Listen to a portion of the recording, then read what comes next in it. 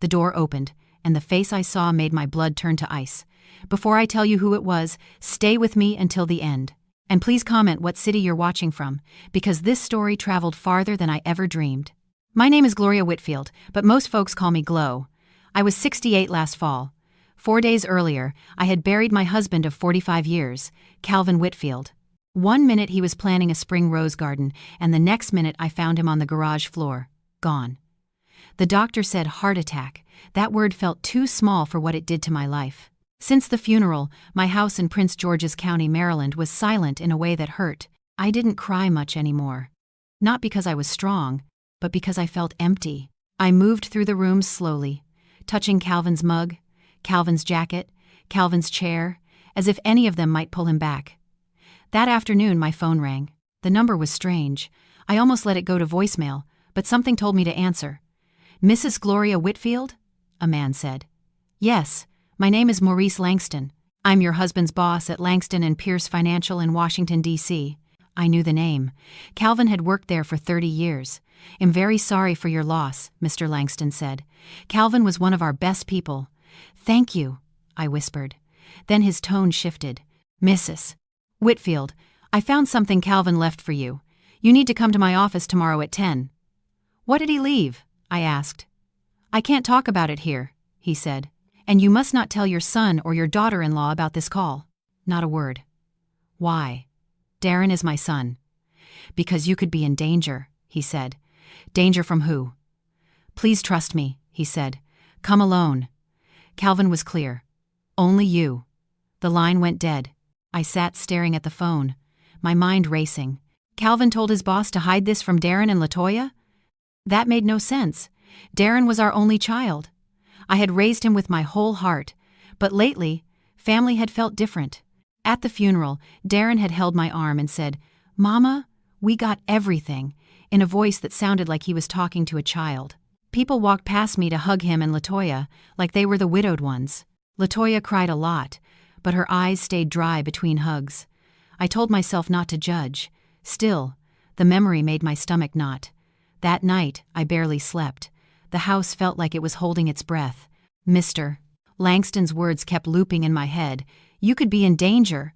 Early the next morning, Darren called. "Mama, how you doing?" he asked. "I'm all right. LaToya wants you to stay with us for a while," he said. "This house is too big. You shouldn't be alone." There it was again, that soft push. Not a question. A plan. "I need to go out this morning," I said quickly. "Where to?"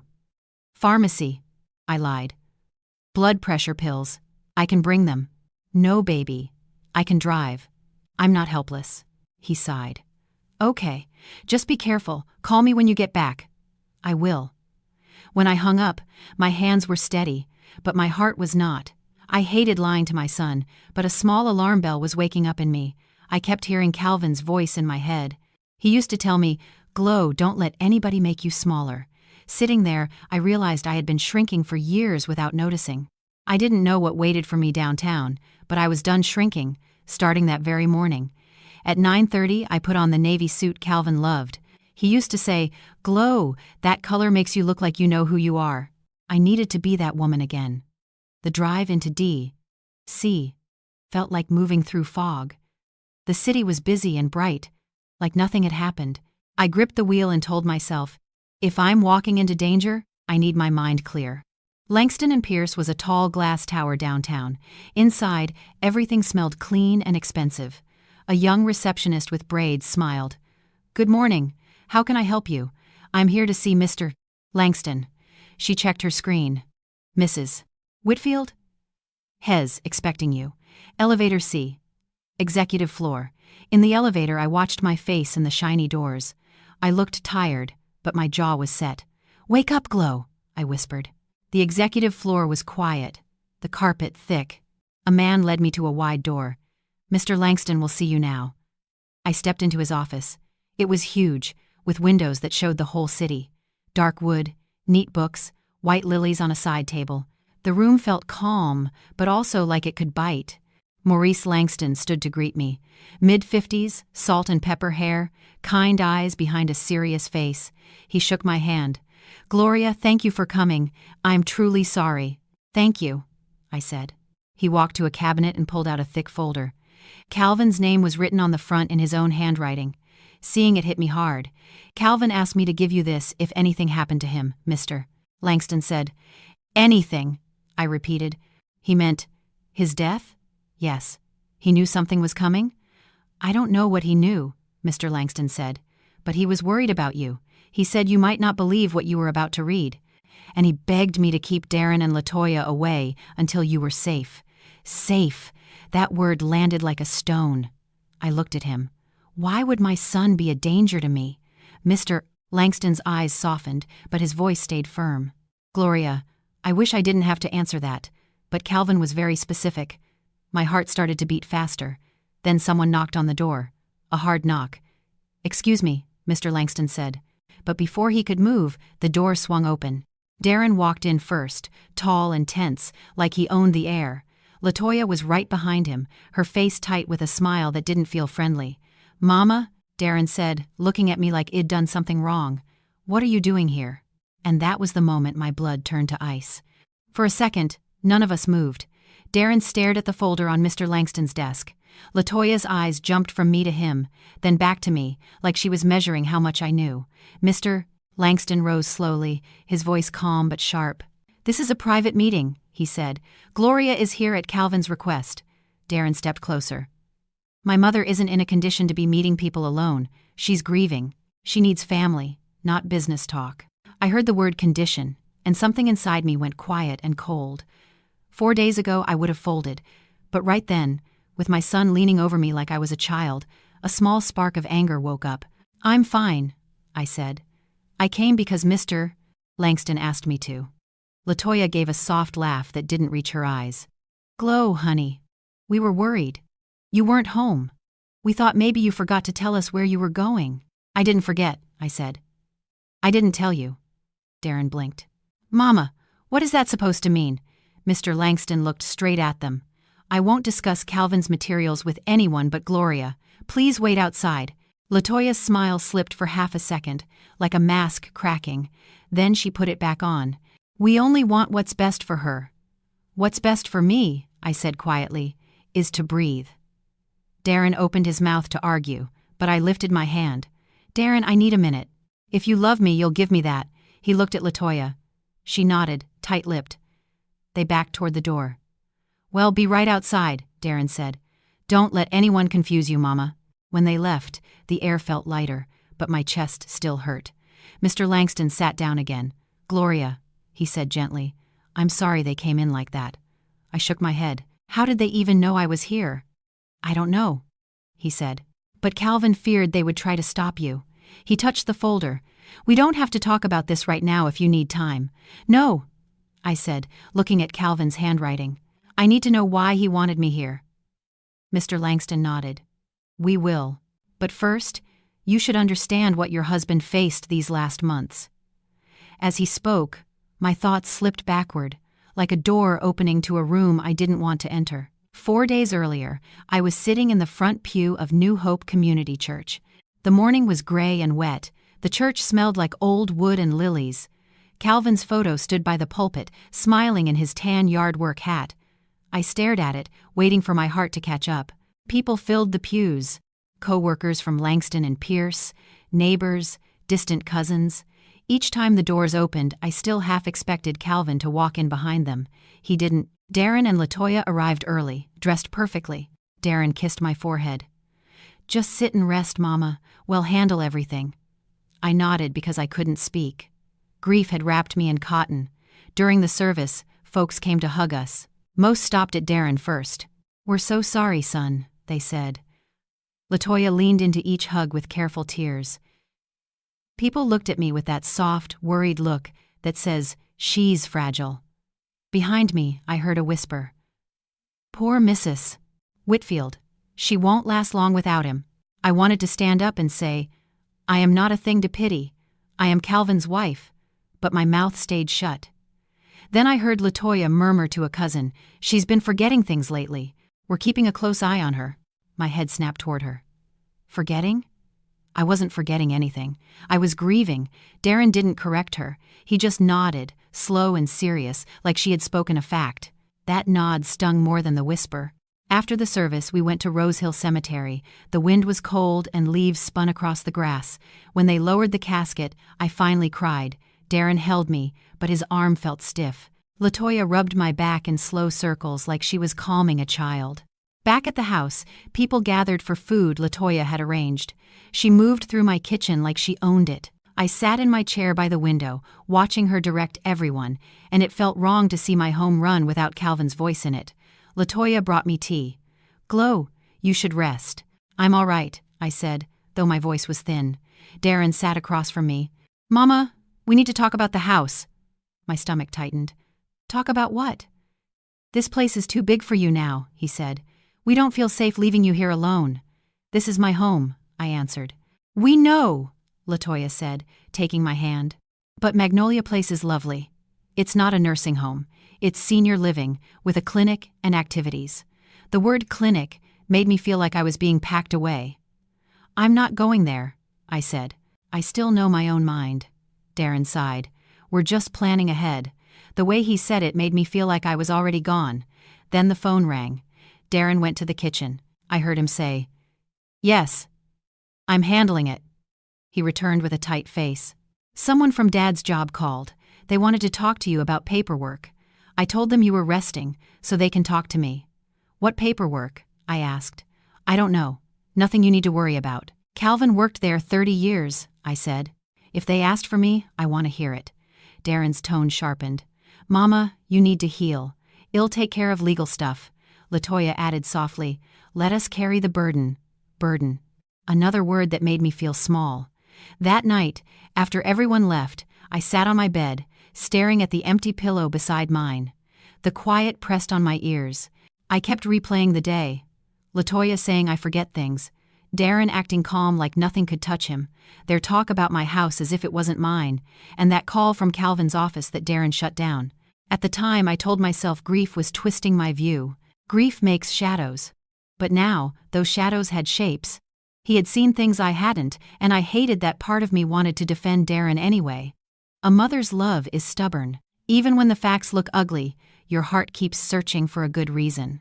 In the days before Calvin died, Darren and Latoya had been coming by more often.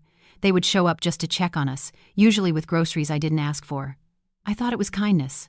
Now I remembered the way Darren always guided Calvin into the den, while Latoya kept me in the kitchen talking about harmless things. I remembered hearing low voices through the door, then silence when I walked in. There was one afternoon in late September. I had misplaced my car keys. Latoya found them in her purse and laughed. "See, Glow? Sometimes you set things down and forget. It happens." She said it in a tone like she was helping me accept a truth. I tried to laugh too, but shame stuck to me. Another time I missed a doctor appointment because I was sure it was at 2 o'clock, not 1. Darren shook his head and said, "Mama, you're doing that more lately." He was calm, confident, like a teacher correcting a slow student. I remember Calvin watching him with a tight face I didn't understand. After the funeral, those memories began to line up in my head like dominoes. Not proof, not yet, but a pattern. I kept seeing Darren's face at the graveside, not wet with tears but tight with impatience, like he was waiting for the moment to be over. I kept seeing Latoya's careful sobs, the way she watched who was watching her. Those images wouldn't leave me, even when I tried to sleep. On the second night, Latoya called me 3 times. "Just checking in," she said. "We worry when you're alone." Her voice was honey, but the words were a net. On the third day, Darren came over without asking. He walked through the rooms with his hands in his pockets, looking at the walls and furniture the way people look at a house they plan to buy. He stopped at Calvin's desk and opened a drawer. "What are you doing?" I asked. "Just making sure there's nothing important we should secure," he said. Secure. Like my own home was a crime scene. I told myself he was trying to help. I told myself I was imagining the tone. I told myself to be grateful. But the truth is, I was too tired to fight. I was empty, and they filled the space with their plans. That is why Mr. Langston's call hit me so hard. It was the first time anyone had spoken to me like a person who still had a mind. It was the first time someone warned me instead of managing me.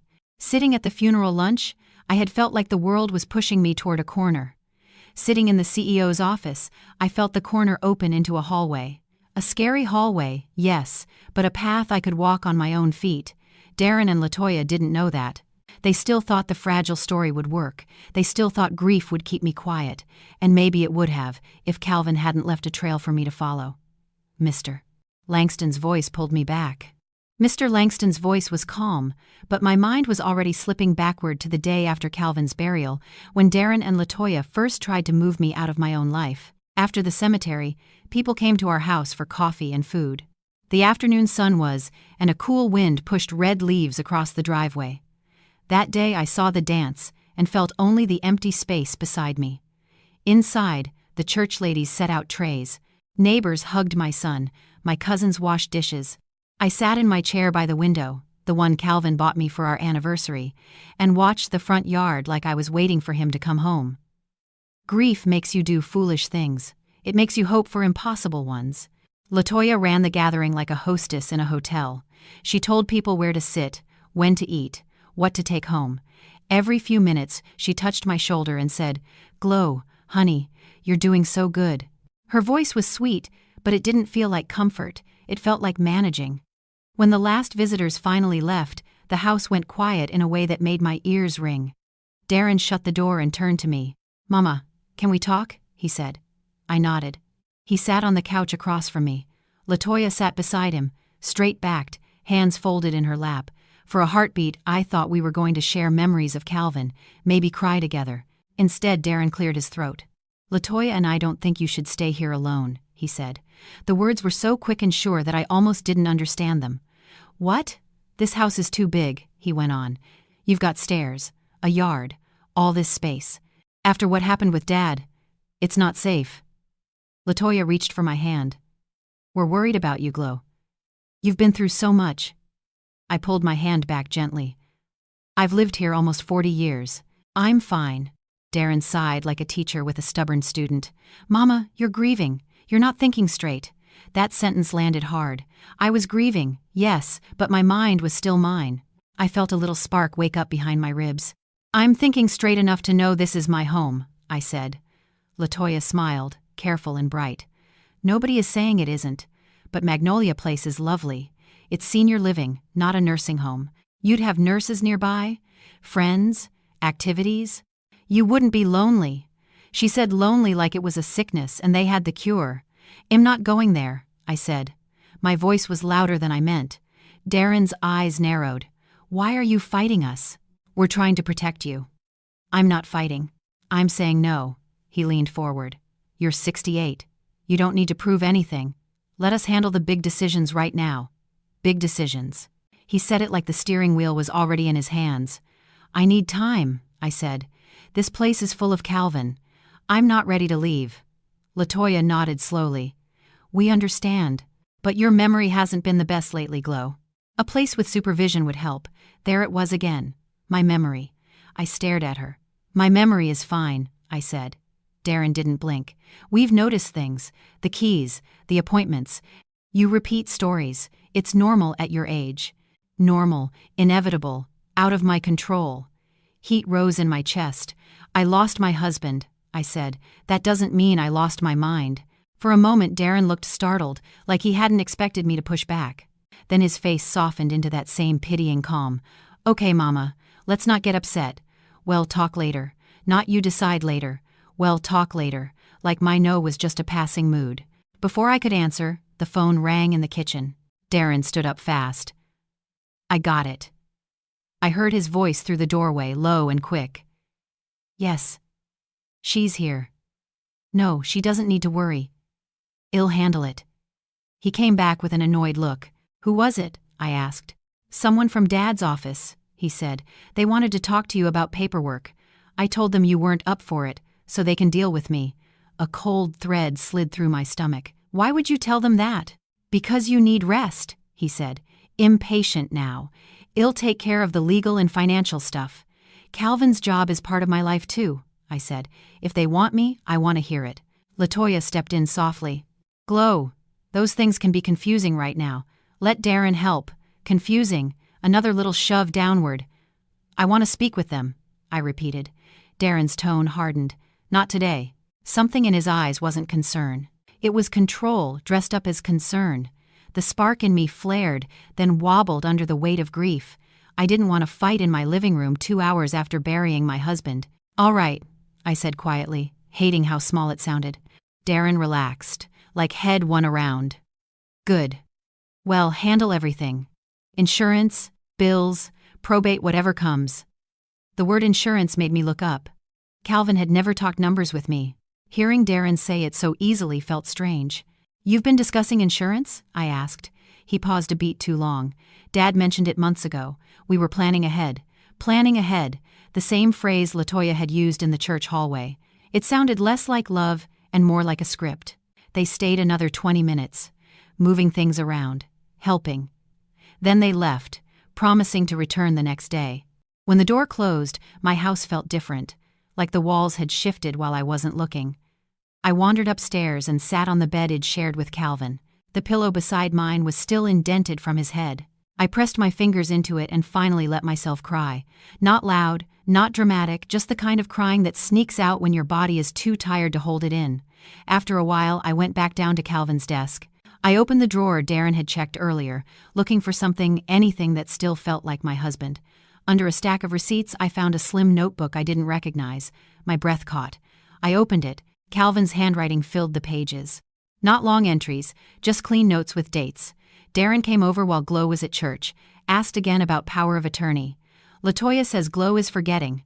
Not true. They want control. Keep eyes open. Protect her. I read the lines twice, then a third time. My hands started to shake. Protect me from them? Calvin had been recording things before he died. He had been worried enough to write it down, and he hadn't told me. That hurt, but it also told me something else. He had been trying to shield me until he was sure. I sat in his chair, staring at the notebook like it was a door to a room I hadn't known existed. My first instinct was to call Darren and demand an explanation. My second instinct was to close the notebook and pretend I hadn't seen it. I heard Calvin's voice in my memory, steady and low. "Glow, don't jump until you see the ground." So I put the notebook back and didn't call anyone. I went to bed with a new kind of fear in my chest. The next morning, Darren called early. "How'd you sleep, Mama? LaToya and I can come take you to breakfast." "You shouldn't be alone." "I'm fine," I said. "We're right down the road," he replied. "We just want to make sure you're okay." They arrived before noon with a folder and a pen. "We should start organizing things," Darren said, setting the folder on my coffee table. "Just routine paperwork." "I'm not ready," I told him. "You don't have to do anything," he said quickly. "Well, do it. You just sign when we explain." He slid out a form with a bold title at the top, Durable Power of Attorney. "What is that?" I asked. "It lets me help you make decisions if you ever can't," he said. "It's for your protection." "If I ever can't," I repeated. LaToya nodded like a nurse giving instructions. "It's what loving families do, Glow. We don't want you stressed by money or doctors." The notebook in Calvin's drawer burned in my mind. I pushed the paper back toward Darren. "I'm not signing anything today." His smile vanished. "Why not?" "Because Calvin wrote that you've been pressuring him to sign the same thing." Silence fell hard. LaToya's eyes widened. Darren stared at me as if I'd turned into someone else. "What are you talking about, Mama?" he said. "Calvin kept notes," I replied. I kept my voice calm on purpose. He was worried. For one quick second, I saw fear flash across Darren's face. Then it closed into anger. "Grief is messing with you," he snapped. "You're reading things wrong. You're being paranoid?" Paranoid. The same word he used yesterday. It was a word meant to shrink me. I stood up, my knees shaking but my voice steady. "I am not paranoid. I am a widow, and I will not sign away my life because you say so." LaToya jumped in, soft and urgent. "Glow, please, we love you. We're trying to help." "Then help me by respecting my no," I said. Darren scooped up the papers, his hands rough now. "Fine, we'll wait, but don't blame us if something happens." He marched to the door. LaToya followed, but she lingered for a last smile that didn't hide her frustration. "Well, come back," she said. After they left, I locked the door and leaned against it, breathing fast. My whole body trembled. I didn't have a clear picture yet, but I had something important. The feeling that Calvin had been right to worry and that I had been right to wake up. That night, while I sat in the dark with Calvin's notebook on my lap, my phone rang again. An unfamiliar number lit the screen. "Mrs. Whitfield?" a man's voice said. "This is Maurice Langston. I need to see you urgently." Please come to my office tomorrow at 10. And Mom, do not tell Darren or Latoya. Calvin begged me to warn you first. I looked at the notebook, then at the front door, as if Darren might be standing behind it. My mouth was dry, but my answer was clear. "I'll be there," I said. When I hung up, I wasn't just surviving anymore.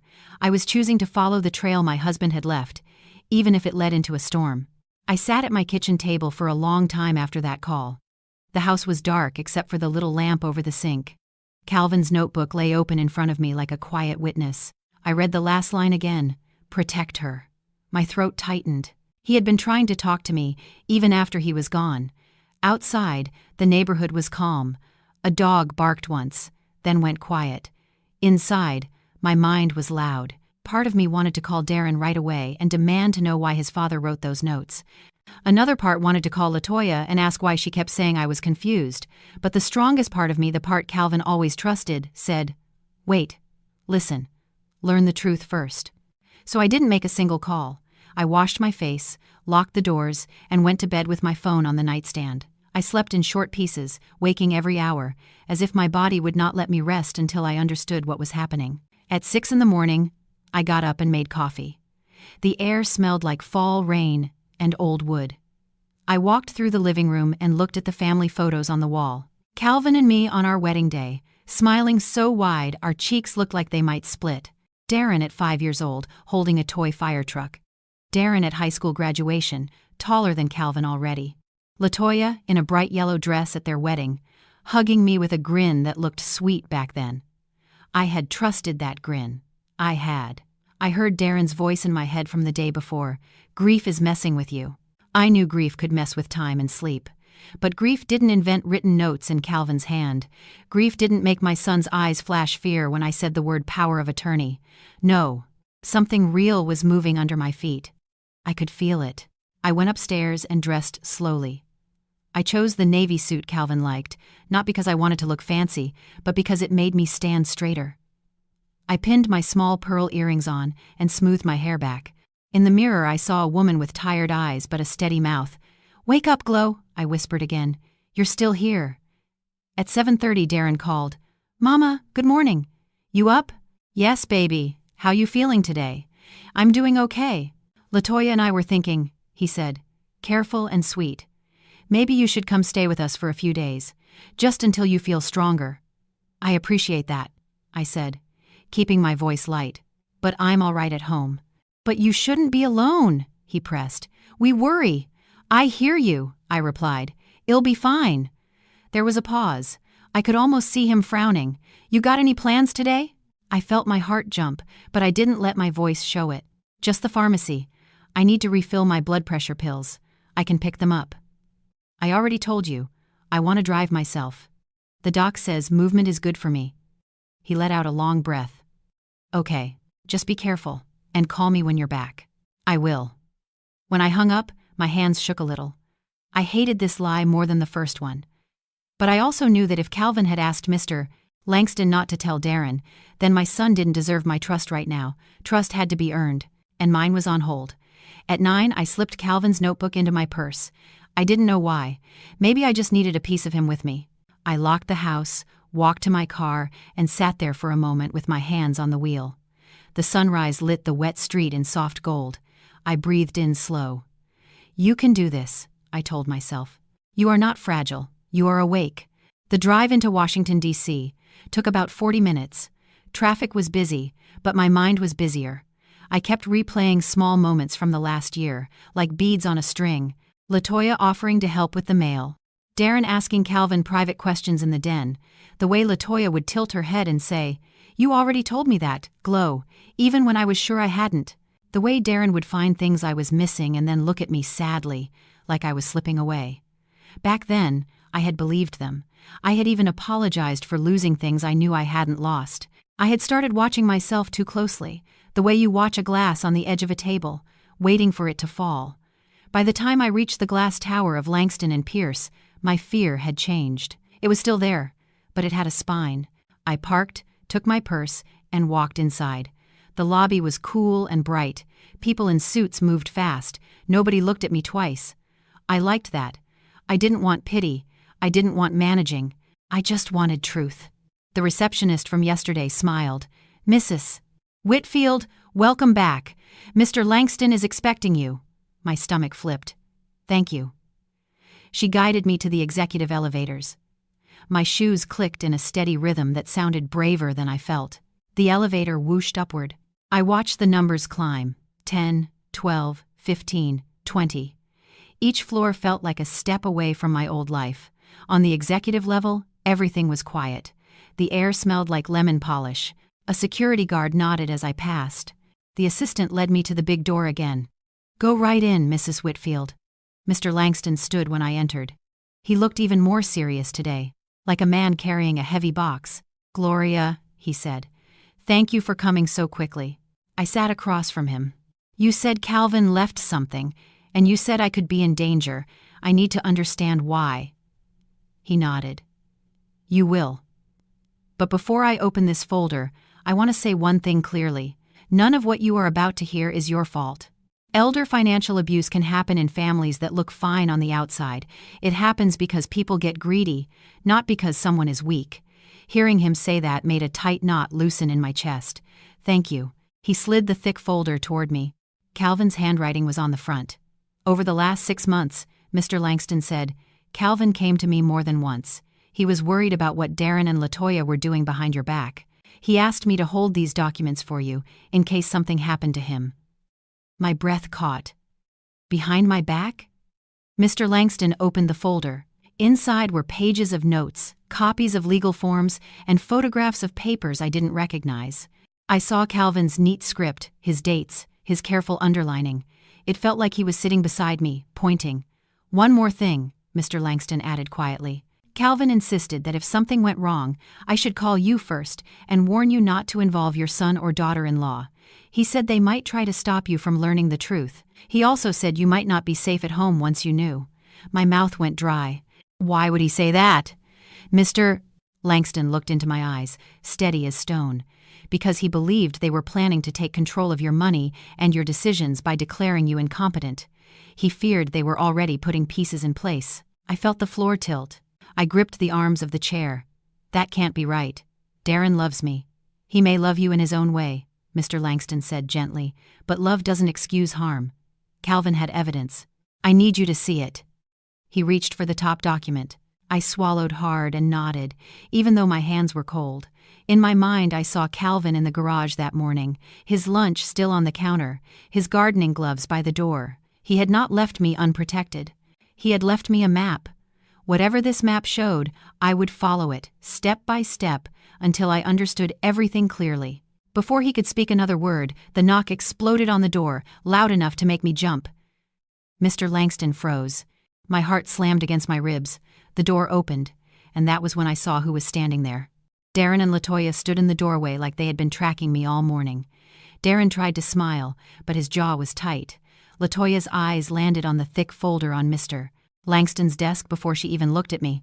"Mama," Darren said, walking in, "we've been calling. Where were you?" "At the pharmacy," I answered. LaToya's voice came out soft and sugary. "In downtown D.C., that's pretty far for pills." Mr. Langston stood. "This is a private meeting. Gloria is here at Calvin's request." Darren lifted his chin. "Sir, my mother is grieving. She shouldn't be alone with business people right now." "I'm not a child," I said. LaToya touched my arm like she was calming a patient. "Nobody said you were. We're just worried you've been a little forgetful." Forgetful, the same word again. My stomach tightened. Mr. Langston looked at me. "Do you want a few minutes to speak with them?" "Yes," I said. "Just a few." He nodded and stepped outside. The door closed, and the room changed. Darren's shoulders dropped like a man who had been holding his breath. "Mama, listen," he said. "I don't know what Mr. Langston is feeding you, but widows get taken advantage of. Money makes people ugly. Money." He finally said it. LaToya sat beside me. "Glow, Dad had life insurance, retirement, the house. You don't need that stress." I stared at her. "How do you know about Calvin's insurance?" Darren hesitated. "Dad told us months ago. We were planning. Calvin never told me." The silence felt loud. "Why did Dad tell Mr. Langston to call me and not tell you?" I asked. Darren blinked. because he knew you'd fall apart. He wanted us to handle things. That's not what Mr. Langston said. Latoya leaned in.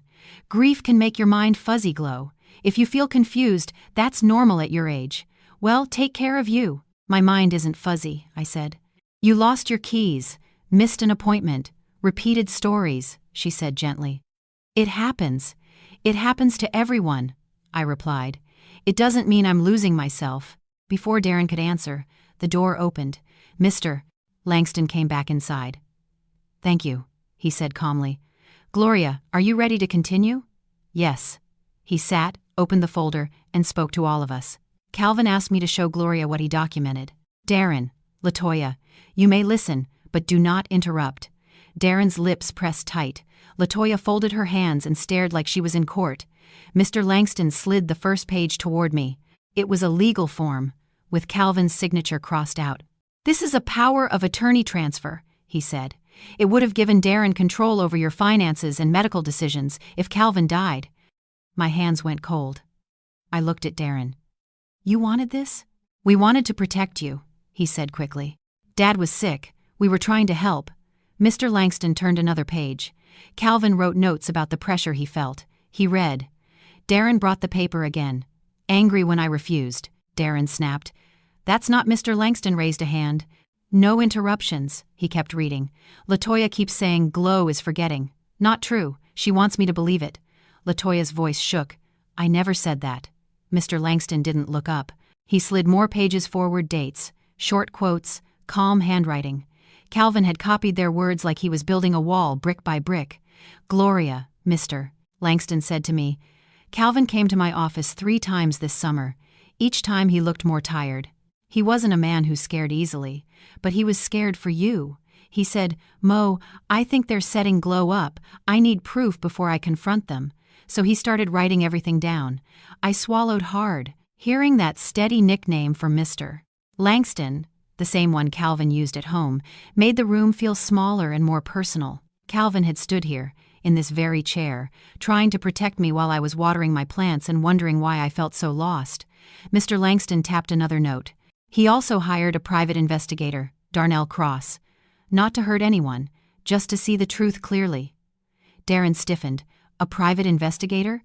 Dad was spying on us? He was protecting his wife, Mr. Langston said simply.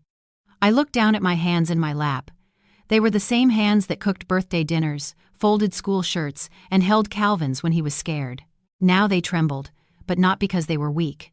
They trembled because my world was shifting. I glanced at Darren. He was trying to act bored, but his knee bounced under the table. Latoya kept swallowing hard, her throat working like she had something stuck there. Seeing them react this way told me Calvin hadn't imagined a thing. He had seen what I could not see, and he had left me breadcrumbs to follow even when my own heart wanted to turn back and pretend. Then he turned a page toward me that had 3 short lines. July 6, Glow's car keys missing. Latoya said she must have forgotten. Keys later found in Latoya's purse. August 12, Glow's blood pressure meds missing. Darren said she misplaced them. Bottle later found in Darren's car. September 3, mailbox emptied early. Latoya offered to organize. Bank statements went missing. My mouth fell open. Those dates were real. Those moments were real. I remembered each one. And I remembered the shame I had felt. I thought I was the problem, I whispered.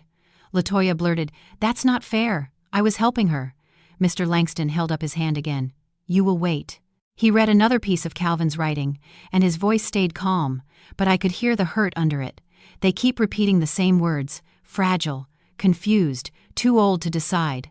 They say it softly, then louder, then to other people. It's a slow squeeze. A slow squeeze. That was exactly what it had felt like someone tightening a belt around my mind until I couldn't breathe. Mr. Langston looked at me kindly. This is called gaslighting, Gloria. Calvin learned the term from Darnell. It's when someone hides things, changes small facts, and keeps saying you're wrong until you start doubting yourself. It's a cruel way to gain control. Darren shook his head. Mama, don't listen. Dad was stressed. He saw patterns that weren't there. I turned to him. Darren, do you remember the day I couldn't find my purse, and you told me maybe Id left it at the grocery store? He opened his mouth, then closed it. And the week I was sure your aunt's birthday party was on Saturday, not Friday? You said I was mixing dates." His eyes flicked away. "Mr. Langston added quietly. Calvin wrote that those events were not accidents. He wrote that you both used them as proof of decline." Latoya stood up again, voice pitching high. "You're twisting everything! She really was forgetful. Anybody could see it." "No," I said, and my voice surprised me. It was low and clear. "You wanted me to believe I was forgetful." Latoya's hands shook. "Glow, honey, you're being unfair. We were scared for you. What if you had a stroke? What if you couldn't pay bills? We were trying to keep you safe." Safe again. But now I heard the trap inside the word. Safe doesn't mean silent. Safe doesn't mean stripped of choices. Mr. Langston placed one more paper in front of me. It was Calvin's own list of questions for himself. If she doubts her mind, will she sign? If I refuse, will they wait for my death? If they are stopped, will they turn cruel? My stomach turned. Calvin had been thinking about the worst things a parent can think about, what his own child might become. Then Mr. Langston slid a thin medical report in front of me. The top line made my stomach drop. Early dementia. Confusion. Full-time care recommended. "This is a lie," I said. "I never saw this doctor." "Calvin wrote that too, Mr. Langston said. "He said Dr. Quentin Holloway agreed to sign a false diagnosis." Latoya shot to her feet. "That is ridiculous." Mr. Langston pulled out a photo of a check. Calvin kept a copy. $10,000 paid to Dr. Holloway. Latoya went pale. Darren turned to her, stunned. "What is that, Toya?" he whispered. She stammered, "It was a consultation. We needed a professional opinion." "A paid lie, Mr. Langston said. "Calvin wrote that you planned to use this report to place Gloria at Magnolia Place and then sell her home." Mr. Langston flipped to an email chain. "My name was in every line. Once she's placed at Magnolia Place, we sell the house. The sooner the better." Shell adapt. I felt like air had left the room. "You were going to lock me up?" "Mama, no," Darren blurted. "We were planning care. You'd be safe there." "Safe because I'd have no say," I said. Latoya's voice cracked. "Glow, we were desperate." "Desperate doesn't mean you get to erase my mind," I answered. Mr. Langston closed the folder and looked at me with steady kindness. "Gloria," Calvin said to tell you this clearly, "you are not confused. You are being gaslit." "Gaslit?" I whispered. "Made to doubt your own reality," he explained, "so someone else can control you. Every missing key, every you already told me that, every time I had apologized for forgetting something I knew was true, it all lined up in my head like a row of lights turning on." Darren shook his head hard. "Dad is poisoning you against us." "Then why did you bring me this paper the day after his funeral?" I asked. He went silent. Mr. Langston stood. "This meeting is over. Gloria needs space. You two must leave." "We're not leaving her here with you," Darren snapped. "You don't decide that anymore," Mr. Langston said. "Security is ready." Latoya grabbed Darren's sleeve. "Come on." Darren looked at me. For a second, the mask fell. Under it, I saw something colder than anger calculation. "This isn't finished," he said. Then they left. Footsteps fast down the quiet hall. When the door shut, I realized my hands were shaking. Not from confusion, from betrayal. "Calvin knew," I whispered. "He knew and tried to protect me." Mr. Langston nodded. "Yes. And there's more?" "Yes," he said carefully. "But we go step by step. Calvin wanted you to see it clearly." I drew a slow breath. "I'm ready." Mr. Langston reached for the next section. That's when a faint sound drifted from the private bathroom behind his desk. A cough. A cough I knew the way you know your own name. The cough came again, soft but clear, like someone trying not to be heard. Every hair on my arms lifted. I froze, staring at the bathroom door. Mr. Langston turned his head slowly, as if he had expected the sound. My heart slammed so hard I could feel it in my throat. "Did you hear that?" I whispered. He didn't answer right away. He only stood up, calm in a way that felt impossible. He walked to the door of the private bathroom and placed his hand on the knob. "Gloria," he said gently, "please sit back. What you're about to see will be shocking." "Shocking how?"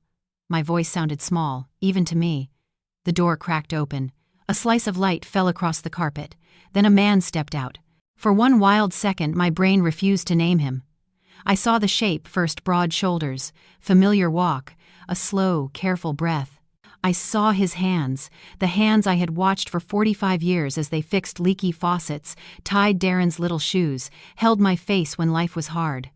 I saw his eyes, and those eyes were alive. "Glow," he said softly. My legs went numb. The room tilted. I think I made a sound, maybe a cry, maybe a gasp. I don't know. What I do know is that I started to fall, and he was there before I hit the floor. Calvin caught me, just like he always did. His arms were solid. His chest rose and fell under my cheek. I felt his heartbeat, real, warm, not a memory. "Calvin?" I whispered, my fingers grabbing his jacket like a child holding a kite string. How are you here?" He held me tight. "I'm here, sweetheart. I'm sorry. I'm so sorry. Behind us, mister." Langston stood still, watching like a guard who had done his duty. I turned my head toward him, then back to Calvin, then back again, as if my eyes could fix what my mind could not. "But I buried you," I said. "I held your casket. I watched them lower it. I saw your picture on the altar." Calvin closed his eyes for a moment, like the words hurt.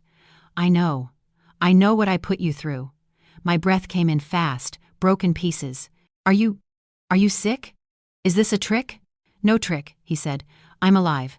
I did this on purpose." On purpose. Those words felt like ice and fire together. "Why?" I said. I wasn't shouting. I couldn't. My voice was thin like paper. "Why would you do that to me?" He helped me sit on the sofa. I didn't notice when he moved me. My body was still trying to catch up to reality. He knelt in front of me, holding both my hands in his. "Because I was trying to protect you," he said. "From who?" He looked toward the door where Darren and LaToya had stood. His face changed. The gentle warmth I knew turned into something that felt like iron. "From them," he said. I stared at him. Protect me from my own child? I wanted to say no. I wanted to push that idea away. But then I saw the folder on the desk, Calvin's handwriting inside it, and the cold truth already sitting in my lap. "You faked your death," I whispered. "Yes." "That's a crime," I said, still dazed. "It is," Calvin said. "I'm ready to face that. But I couldn't leave you alone with two people who were planning to strip you of your life." I shook my head, slow, like a tree in a storm. "I don't understand. How did you get a death certificate?" Mr. Langston spoke quietly. Calvin had help, a discreet doctor, a funeral director who owed him favors. "Papers can be forged if someone is careful." "Forged," I repeated. My tongue felt heavy. Calvin squeezed my hands. "Glow, listen to me. I never wanted to scare you. But I had to know how far they would go. If I confronted them too early, they would deny everything. They would turn it into your confusion. They would make you doubt yourself again. I had to pull the net tight so the truth couldn't slip out. I heard the words, but they still felt unreal. My husband had been alive while I wore black, while I slept alone, while my heart broke in half every hour. The pain of that hit me like a wave. I felt it rise, then stop. Something in me went still. I wasn't crying. I wasn't screaming. I was freezing, not out of weakness, but out of survival. My mind needed to stay awake. "Calvin," I said slowly, "where have you been?" He looked ashamed. "A hotel across town. Mo has been keeping me safe." "Safe," I echoed. "Yes," Mr. Langston said. "And hidden. We knew Darren and LaToya might follow you here. They have been watching." A chill ran down my back. "Watching me?" Calvin nodded. "They were panicking. They thought my death opened the door. They didn't expect you to step outside their plan." I looked up at him. Really looked. His face was thinner. There were deep lines around his eyes. He looked older in 4 days than he had looked in 4 years. "You've been carrying this alone," I said. He swallowed hard. "I tried to carry it without breaking you. But I also knew I might die for real, Glow. My heart wasn't lying about being tired. I couldn't gamble with your safety." My mouth opened, then closed. I didn't know what to say. My whole life had flipped upside down in 5 minutes. Calvin studied me, and his voice softened. "I'm sorry, sweetheart. I know this hurts, but I needed you to see the truth with your own eyes. I needed you to hear their words, watch their faces, feel your own clarity. Because once you see it, no one can gaslight you again." Gaslight. The word tasted bitter now. I pressed my fingers to his cheek, still checking if he was real. "So you planned this with Mo?" "Yes." "And you hid in that bathroom?" He gave a small, sad smile. "We knew they might come in. We wanted them to speak freely. We wanted them to show who they really are." A flash of anger flickered in me, then settled into a cold, steady line. "They would have put me in Magnolia Place." Calvin's jaw tightened. "Yes, they would have sold our house. Yes, they would have used my own name to do it. Yes." His eyes shone, not with tears, but with pain. And I couldn't let that happen. I turned my head toward the window. The city was bright outside, cars moving, people living normal days. My day was no longer normal. I felt like I had stepped into another life, one where the people I loved most had become strangers. Calvin touched my shoulder. "Glow, I'm here now. You're not alone." I looked back at him. "I don't feel alone," I said quietly.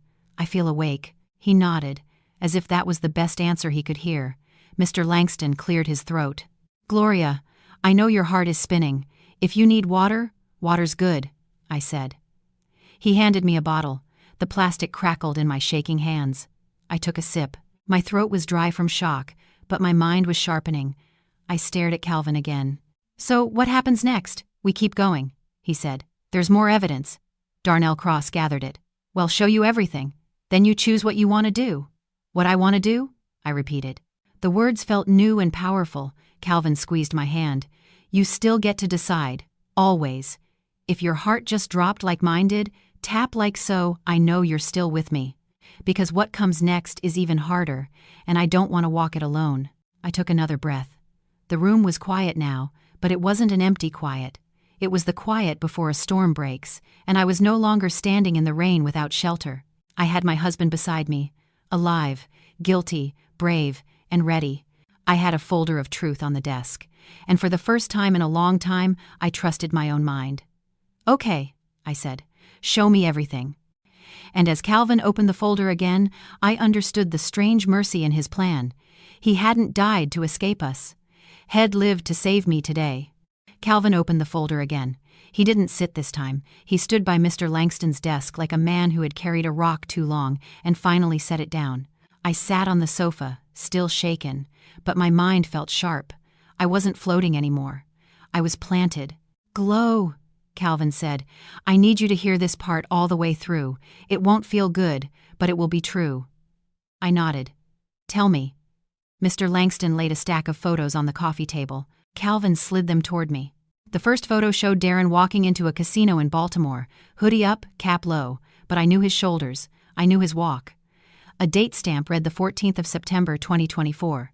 The second photo showed him at a poker table, leaning over chips like he was trying to swallow them. The third photo twisted my stomach. LaToya stood in a jewelry store at National Harbor, smiling while a clerk fastened a bright necklace around her neck. A tag hung from it. $3,950. "That's not for me," I whispered. "It wasn't," Calvin said. Mr. Langston held up a receipt. "Paid with a credit card in your name, Gloria." "In my name." The room went thin. I studied LaToya's face in the photo. She didn't look scared or stressed. She looked proud. Calvin pulled out a page with neat numbers. Darnell Cross followed them for 6 weeks. Darren's gambling debt is over $150,000. High-stakes poker, sports betting, the whole mess. My throat closed. "Darren?" Calvin met my eyes. "Yes, sweetheart." "Mr. Langston added. 2 casinos and an online book. Late notices, collections. It's confirmed." I remembered Darren telling me money was tight, that work was slow. I had offered help. He refused, saying he didn't want to bother us. All that time, he was bleeding cash in secret. Calvin turned another page. "LaToya opened 3 credit cards using your information a year and a half ago. Balance now is a little over $10,000. She also pulled small withdrawals from your savings, about $1,000 total, and intercepted your bank mail so you wouldn't see the statements." I felt heat behind my eyes. "She stole from me." "Yes," Calvin said softly. "And she was lining up for more." He set a small voice recorder on the table. "Mo, play the second recording." Mr. Langston pressed play. Darren's voice spilled into the room, clear enough to chill my bones. "We need to speed up the timeline. Dad's asking questions. Mama isn't acting as confused as we hoped." LaToya's voice answered, low and quick. "I talked to Magnolia Place. We have the medical paperwork.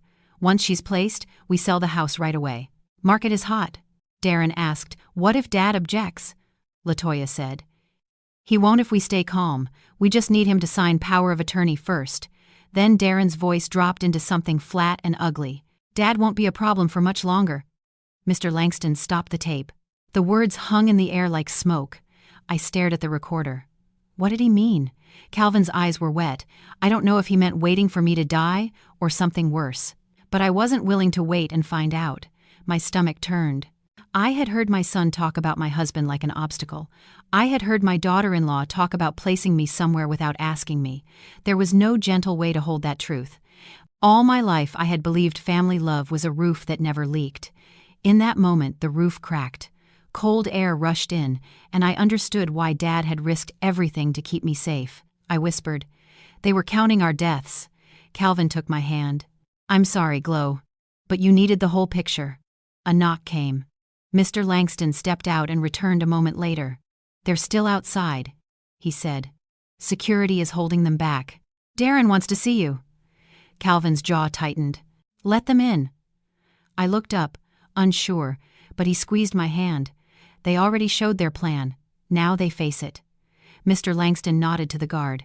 The door opened, and Darren and Latoya walked in again. They looked different now, less sweet, more desperate. Darren rushed to me. "Mama, are you okay? What is going on?" I didn't answer right away. I let silence do some work. His eyes slid to Calvin standing behind me. Darren froze. "Dad?" he breathed. "You're alive?" Latoya gasped. "This is crazy." Calvin's voice stayed calm. "Sit down." They didn't. Darren stared like he'd seen a ghost. "You faked your death?" he said. "I did," Calvin replied. "To protect your mother from what you two were doing." Latoya snapped. "We weren't doing anything." Calvin pointed to the folder. "Is it nothing to open cards in her name? Nothing to pay a doctor to fake dementia? Nothing to plan to lock her up and sell her home?" Darren found his voice. "We were planning care. She's older." "We were worried." I looked at him. Steady. "Worried? So you took my keys, hid my medicine, and told people I was confused?" His shoulders jumped. "That's not what happened." "It is," I said. "I saw Dad's notes. I saw the papers. I heard your recording." Latoya turned pale. "Recording?" Calvin lifted the recorder. "Yes." "You hoped she would act confused. You planned Magnolia Place, and Darren said I wouldn't be a problem for long." Darren's face drained of color. He turned to Latoya. "Toya, what did you do?" She shot back. "Don't put this on me. You're the one with the debt." The word debt cracked the room open. I looked at Darren. "What debt?" He sagged like a boy caught stealing. "Mama, I messed up." I gambled. I thought I could win big and fix things. It got out of hand. Collections started calling. We panicked. "So, you decided to rob your parents," Calvin said. "It's not robbing," Darren snapped. "You have money you don't even use. That house is huge. It was going to be mine one day anyway." There it was, naked and loud. Latoya crossed her arms. "We're family. We were just speeding up what was coming." "By cutting my mind out of my life?" I asked. Darren's eyes hardened. "You were going to need care eventually. We wanted control so we could manage it." "Manage it for who?" I said. "For us," Latoya blurted, then clamped her mouth shut. Calvin's voice turned to iron. "You wanted to declare her incompetent, place her somewhere she didn't choose, sell her home, spend her savings. That's not care, that's theft." Latoya hissed. "You faked your death. The law will come after you." Calvin nodded once. "I know. I'm ready to face that. But first she had to know the truth, not your story." Darren pointed at me. "Mama, he's poisoning you. You're not thinking straight." I stood. My knees shook, but my voice did not. "Darren," I said. "For a year you told me I was confused. You made me doubt my own mind.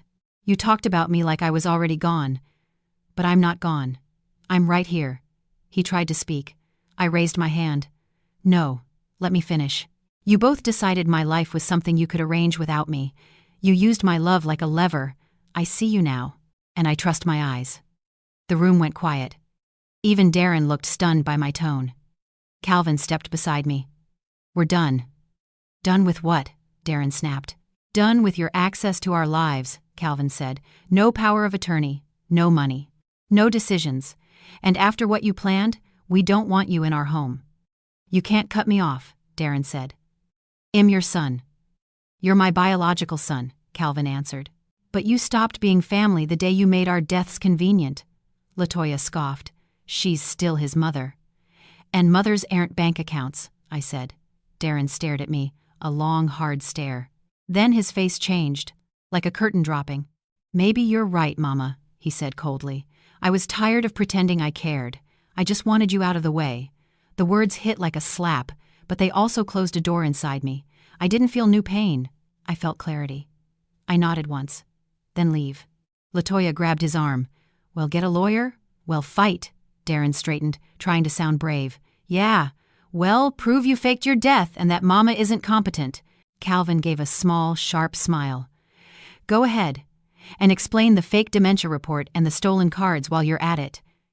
Darren's face went blank. LaToya's eyes darted, searching for an exit that wasn't there.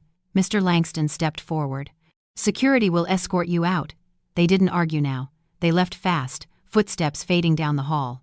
When the door shut, my body finally shook. Calvin wrapped an arm around me. I leaned into him not as a weak woman, but as a woman who had walked through fire and was still standing. Mr. Langston spoke softly. "Gloria, you stayed clear." I drew a long breath. "I didn't know I could." Calvin kissed my forehead. "You always could. They just tried to bury it." I looked out at the city. My son was somewhere out there, angry and broken and no longer mine to fix. My heart ached, but my mind was steady. "Let's go home," I said. Calvin nodded. "Well, go home. And well, make sure you're safe." Safe didn't mean hidden anymore. Safe meant free. And for the first time in a long time, I believed I could be. 6 months have passed since that day in Mr. Langston's office, but I can still hear Darren's voice in my head sometimes, sharp as a snapped branch. Time doesn't erase everything. It just gives you space to breathe around the hurt. After we left the tower, Calvin and I didn't go back to the big house right away. Mr. Langston warned us that Darren and LaToya might come back with more tricks, maybe even with police, saying Calvin was missing, or that I was confused.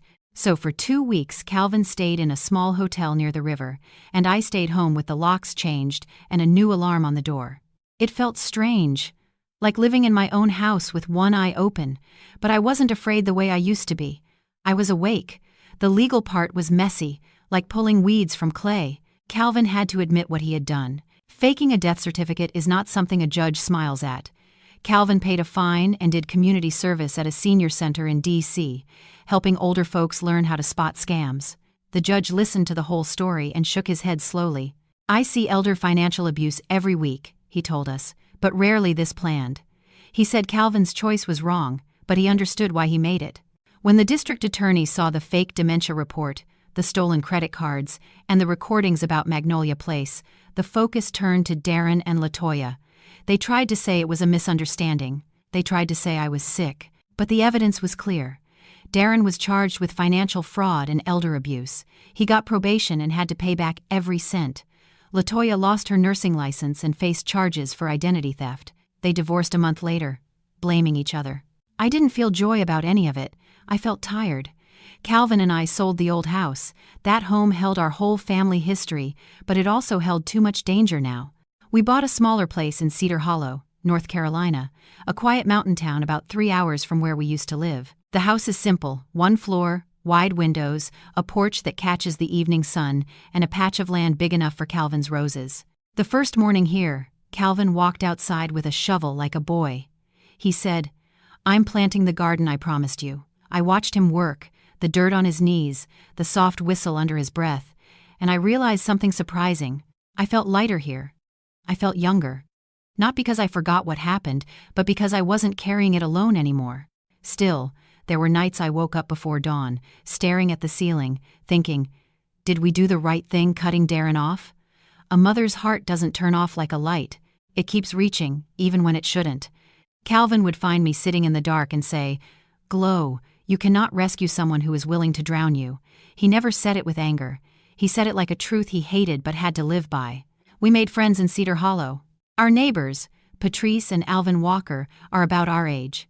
One evening they invited us over for gumbo and cornbread. At the table, Patrice told us they had cut ties with their own son 10 years ago. Addiction. Lies. Stealing. We tried to save him, she said, but he kept pulling us into his chaos. One day we chose our marriage and our peace. Alvin squeezed her hand and nodded. Hearing that didn't erase my pain, but it reminded me we weren't alone. Then, 2 months ago, a letter arrived with a Maryland stamp. Calvin placed it on the nightstand beside my coffee. "It's from Darren," he said. My heart did that old jump. "Did you read it?" "No," he said. "It's yours." I held the envelope for a long time before opening it.